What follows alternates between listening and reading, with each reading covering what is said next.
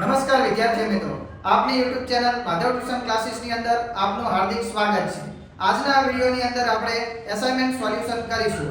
ધોરણ 8 વિષય ગણિત પ્રકરણ નંબર 7 રાશિઓની તુલના।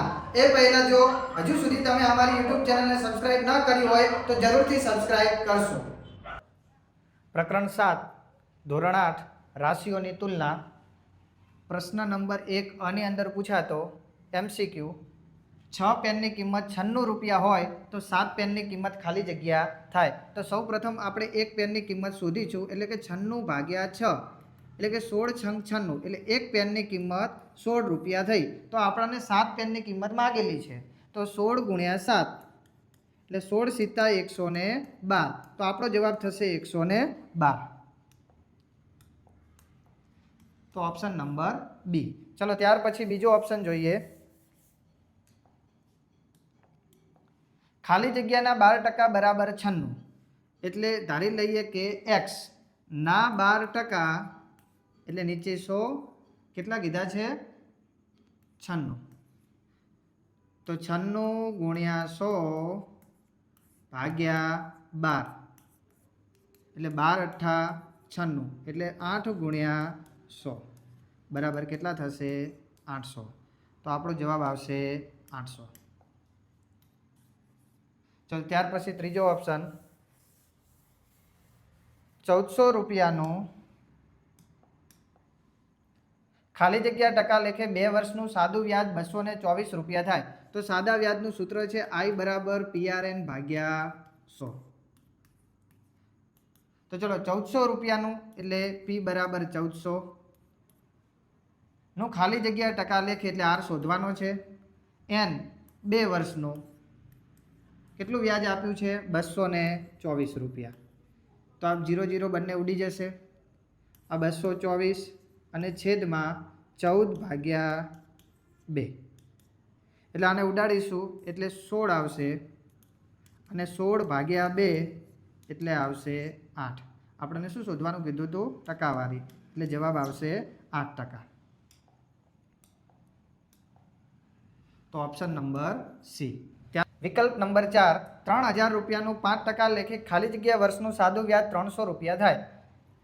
આપણે વ્યાજ શોધવાનું છે, એટલે સૂત્ર I બરાબર PRN ભાગ્યા 100। ચલો P ની કિંમત આપી છે 3000 રૂપિયાનું, R ટકાવારી આપી છે 5%, સમયગાળો આપણે શોધવાનો છે નીચે 100 અને વ્યાજ કેટલું આપ્યું છે 300 રૂપિયા।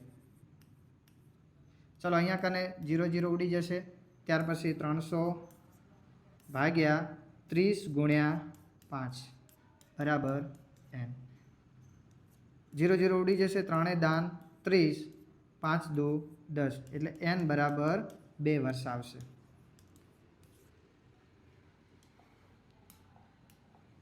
એટલે ઓપ્શન નંબર એ। ત્યાર પછી વિકલ્પ 5 રૂપિયા ખાલી જગ્યાનું 9% લેખે 4 વર્ષનું સાદું વ્યાજ 1440 થાય। તો આપણી જોડે સૂત્ર છે I બરાબર PRN ભાગ્યા 100। આપણે P શોધવાનો છે, R આપણને આપ્યો છે 9%, N સમયગાળો આપ્યો છે 4 વર્ષ નીચે 100 અને વ્યાજ આપ્યું છે આપણને 1440 રૂપિયા। તો P શોધવાનું હોવાથી બધું આ બાદ લાવીશું, 1440 ગુણ્યા 100 ભાગ્યા 9 ગુણ્યા 4, પહેલાં 25 ચોક 100, 16 નવા 144 એટલે 160, 160 ગુણ્યા 25, 0 0 6 દુ 12, 2 એકા 2 ને 1 3, 5 0 6 50 30નું 0 વધી 3, 5 એકા 5 ને 3 8, 0 0 8 ને 2 10 એટલે 4000 રૂપિયા થશે। આપણો જવાબ આવશે 4000। એટલે ઓપ્શન નંબર સી। વિકલ્પ નંબર 6 રૂપિયા 2400ના ડ્રેસ ઉપર 288 વળતર મળે છે, તો આ ડ્રેસ ઉપર ખાલી જગ્યા ટકા વળતર મળ્યું કહેવાય। આપણે વળતર શોધવાનું હોવાથી 2400 ના કેટલા ટકા બરાબર 288, તો આપણે 0 0 ઉડી જશે, ત્યાર પછી વધશે 288 ભાગ્યા 24 તો 24 એકા 24, 4 વધ્યા એટલે 48, 24 દુ 48, એટલે x બરાબર કેટલા આવશે? 12. તો આપણો જવાબ આવશે ઓપ્શન નંબર ડી. ચલો ત્યાર પછી જોઈએ વિકલ્પ નંબર 7. 4000 રૂપિયાનું 2 વર્ષનું 7% લેખે ચક્રવૃદ્ધિ વ્યાજ એ સાદા વ્યાજ ખાલી જગ્યા હોય. અહીંયા કને જુઓ, ચક્રવૃદ્ધિ વ્યાજ પૂછ્યું છે અને સાદું વ્યાજ પૂછ્યું છે. તો ચક્રવૃદ્ધિ વ્યાજ એ હંમેશા સાદા વ્યાજ કરતાં વધારે જ હોય. ક્યારે? કે 1 વર્ષ કરતાં વધારે શોધવાનું હોય ત્યારે. તો અહીંયા કને આપણને 2 વર્ષ કીધેલા છે. 2 વર્ષનું ચક્રવૃદ્ધિ વ્યાજ કીધું છે એટલે એના કરતાં કેવું હશે? હંમેશા વધારે જ હોય. વિકલ્પ ત્યારબાદ 8. 75 પૈસા અને 2 રૂપિયાનો ગુણોત્તર ખાલી જગ્યા છે.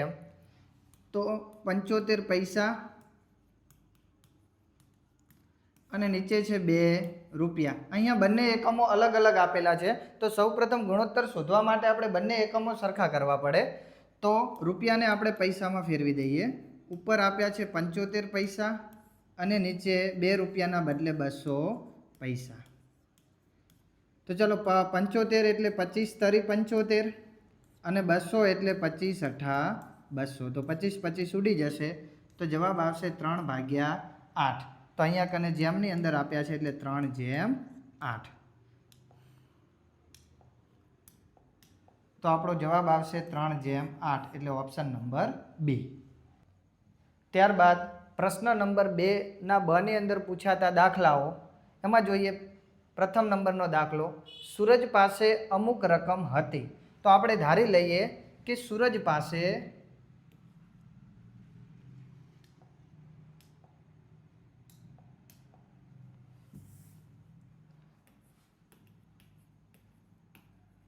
સૂરજ પાસે 100% રકમ હતી.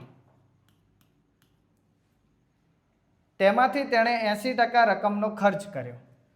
ચલો એને ખર્ચ કેટલો કર્યો? તો કે 80% રકમનો ખર્ચ કર્યો.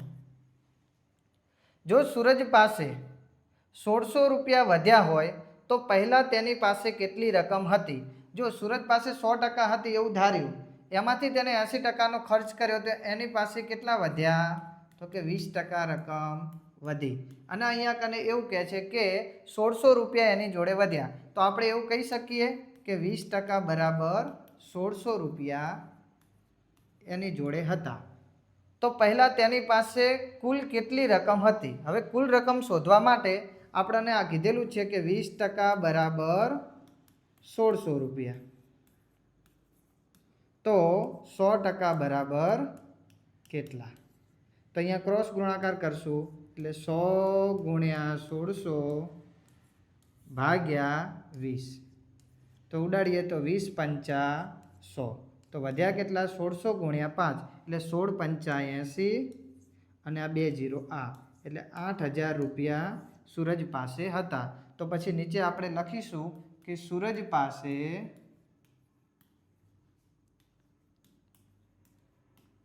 કુલ 8000 રૂપિયા હશે. ચલો ત્યારબાદ આપણે દાખલા નંબર 2 જોઈએ. એક ગામની કુલ વસ્તીના 60% ને ક્રિકેટ અને 20% ને ફૂટબોલ પસંદ છે. બાકીના લોકોને અન્ય રમત પસંદ છે. તો સૌપ્રથમ જે પ્રમાણે રકમ આપી છે એ પ્રમાણે આપણે નોંધીએ. તો ધારો કે કુલ વસ્તી ગામની 100% છે. એમાંથી 60% ને ક્રિકેટ. ચલો ક્રિકેટ કેટલા જણને પસંદ છે? તો કે 60 જણાને. ત્યાર પછી 20% ને ફૂટબોલ.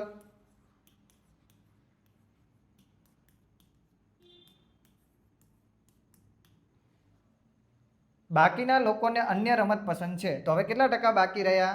તો કે 20% બાકીના.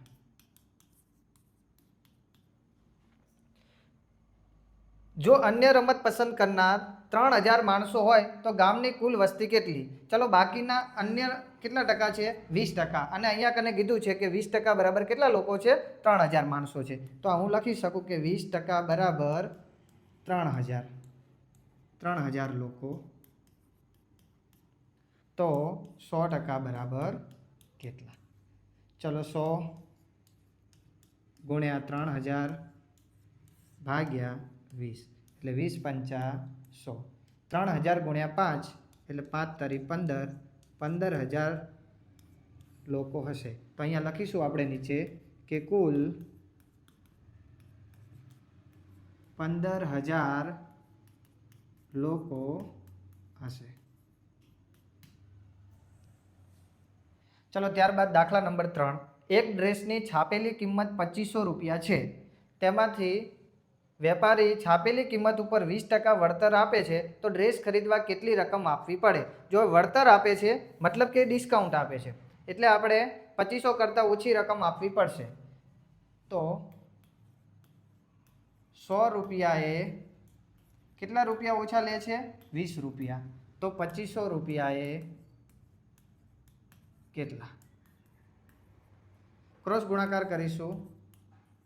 2500 ગુણ્યા 20 ભાગ્યા 100. 0 0 ઉડી જશે. 25 દુ 50 એટલે 500 રૂપિયા આપણે તેને ઓછા આપવા પડશે. એટલે 2500 રૂપિયાવાળા કેટલા રૂપિયા આપવા પડશે? 2500 માઇનસ 500 બરાબર 2000 રૂપિયા. એટલે આપણને તે ડ્રેસ 2500 વાળો 2000 રૂપિયાની અંદર પડશે. ચલો ત્યારબાદ દાખલા નંબર 4. ટીવીની વેચાણ કિંમત 26000 રૂપિયા છે. તેના ઉપર 8% જીએસટી આપવો પડે છે. જીએસટી મતલબ કે વધારાની કિંમત એને ચૂકવવી પડે છે. તો ટીવી ખરીદવા કેટલી રકમ આપવી પડશે? તો જો ટીવીની કિંમત લખી દઈએ પહેલાં. તો ટીવીની કિંમત આપણને આપી છે 26000 રૂપિયા અને તેમાં 8% જીએસટી આપવો પડે છે. મતલબ કે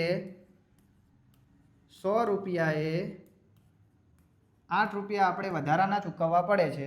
તો ટોટલ કિંમત કેટલી છે? 26000. 26000 એ કેટલા રૂપિયા? તો ક્રોસ ગુણાકાર કરીએ તો 26000 ગુણ્યા 8 ભાગ્યા 100. 0 0 ઉડી જશે. 260 ગુણ્યા 8. તો ચલો 26 ગુણ્યા 8 કરીએ. 8 છંગ 48, 8 દુ 16, 17 18 19 20. 208 અને 1 0 એટલે 2080 રૂપિયા આપણે જીએસટી આપવો પડશે. આપણને પૂછ્યું શું છે? તો ટીવી ખરીદવા કુલ કેટલી રકમ આપવી પડશે? તો ટીવીની કિંમત હતી 26000 રૂપિયા અને બીજા 2080 રૂપિયા આપણે જીએસટી આપવો પડશે.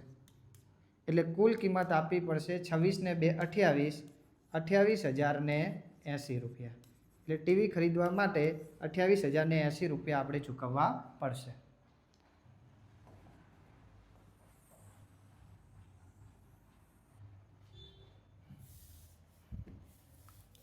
ચલો ત્યાર પછી બીજો પ્રશ્ન. નીચેના પ્રશ્નના જવાબ લખો. એની અંદર પહેલો 15000 રૂપિયાનું 8% લેખે 2 વર્ષનું સાદું વ્યાજ શોધો. હવે આપણને ખબર છે કે સાદા વ્યાજનું સૂત્ર છે I બરાબર PRN ભાગ્યા 100. હવે એની અંદર જોઈએ શું શું આપેલું છે? તો 15000 રૂપિયાનું એટલે અહીંયા સૌ પ્રથમ લખીએ P બરાબર 15000 રૂપિયા.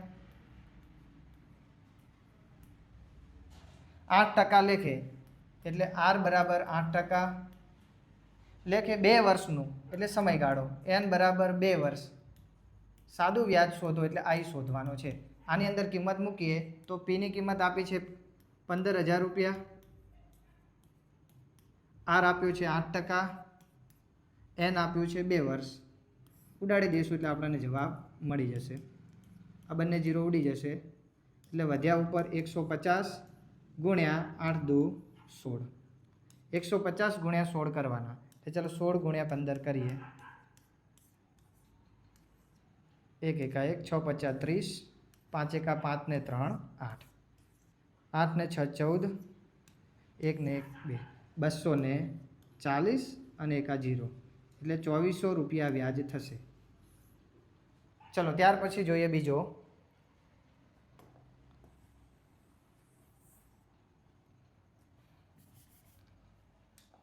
28,000 રૂપિયાનું 7% લેખે 3 વર્ષનું સાદું વ્યાજ શોધો. તો ચલો આપણને આઈ શોધવાનો છે. પીની કિંમત આપી છે 28,000 રૂપિયા. આર ટકાવારી આપી છે 7%. એન આપ્યો છે આપણને 3 વર્ષનું અને વ્યાજ શોધવાનું કીધું છે એટલે વ્યાજનું સૂત્ર છે આઈ બરાબર PRN ભાગ્યા 100. પીની કિંમત આપી છે 28,000. આર આપ્યો છે આપણને 7%. એન આપ્યું છે 3 વર્ષ અને નીચે 100. ચલો બંને જીરો ઉડી જશે. 7 તરી 21. 280 ગુણ્યા 21 કરીશું એટલે આપણને જવાબ મળી જશે. ચલો 28 ગુણ્યા 21 કરીએ. 8 દુ 16, 2 દુ 4 ને 1 5, 8 એકા 8, 1 ગુણ્યા 2 એટલે 2, 6 ને 2 8 અને 5 એટલે 588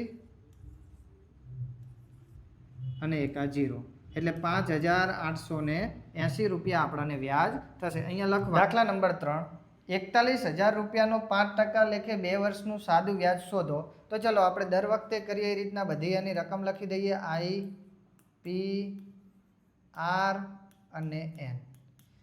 ચલો 41,000 રૂપિયાનું એટલે પીની જગ્યાએ 41,000, 5% લેખે એટલે આરની જગ્યાએ 5% લેખે, 2 વર્ષનું એટલે એની જગ્યાએ 2 વર્ષનું સાદું વ્યાજ. તો સૂત્ર આપણે મૂકીશું સૌપ્રથમ આઈ બરાબર PRN ભાગ્યા 100. પીની જગ્યાએ 41,000, આરની જગ્યાએ 5%, એનની જગ્યાએ 2 વર્ષ, નીચે 100. ચલો આ 2 જીરો ઉડી જશે એટલે 410 ગુણ્યા 10 એટલે 1 જીરો આની અંદર એડ થઈ જશે એટલે 4,100 રૂપિયા. કેટલું વ્યાજ થશે? 4,100 રૂપિયા. ચલો ત્યાં પછીનો દાખલો જોઈએ.